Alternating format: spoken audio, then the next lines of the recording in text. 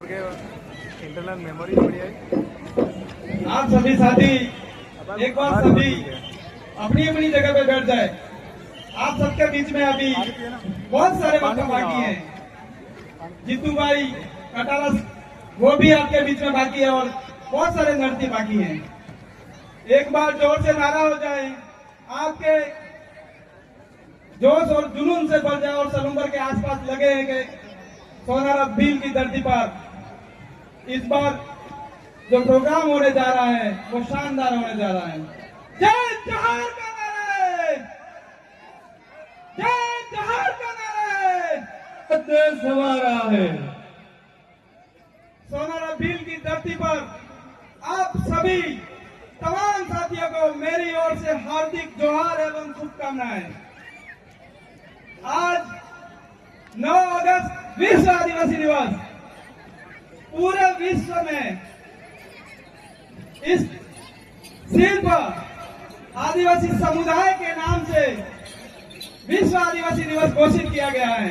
ये हमें बड़े गर्व से कहना चाहिए और ये पर्व हमें बड़े गर्व से मनाना चाहिए, क्योंकि यूएनओ ने 23 दिसंबर 1994 को जब 9 अगस्त विश्व आदिवासी दिवस घोषित किया था, तब पूरे विश्व ने आदिवासियों की भाषा, संस्कृति, बोली, उनकी परंपराएं और उनके अधिकारों को संरक्षण के लिए पूरे विश्व में आदिवासियों को उनके अधिकारों की रक्षा के लिए यह दिन घोषित किया गया है। इसीलिए अपने समुदाय को गर्व महसूस करना चाहिए कि पूरे विश्व को अगर बचा सकता है तो आदिवासी समुदाय बचा सकता है और आदिवासी जीवन शैली बचा सकती है। यह हमें गर्व होना चाहिए।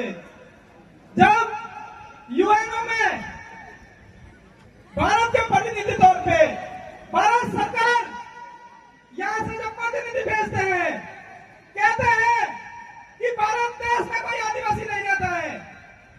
1982 में पहली बार जेनेवा में भारत के प्रतिनिधि गए थे, तब उन्होंने कहा था कि भारत में कोई आदिवासी नहीं रहता है और भारत में कोई इंडिजिनस पीपुल समुदाय को विशेष नहीं माना जाता है।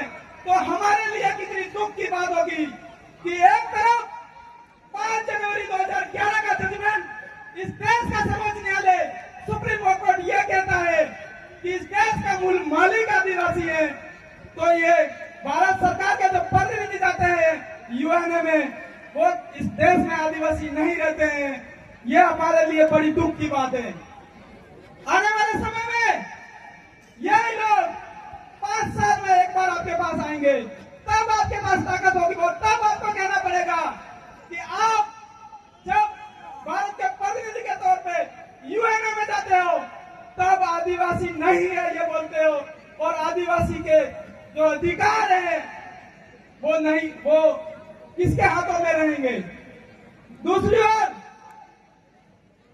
भारत देश में पहली बार जो हमारे इस देश के और युवाओं के लाडले विधायक राजकुमार पहली बार गए, तब जाकर पता पड़ा कि यूएनओ में भारत के जो प्रतिनिधि गए हैं वो उन्होंने कभी आदिवासियों के लिए बात नहीं रखी, ना ही उनके जीवन शैली, ना ही उनके अधिकारों की बात की, क्योंकि आदिवासी रहते ही नहीं है, ऐसा बोला है। तो ये बात हमें ठान के रखनी है कि आने वाले समय में ये जवाब देना पड़ेगा।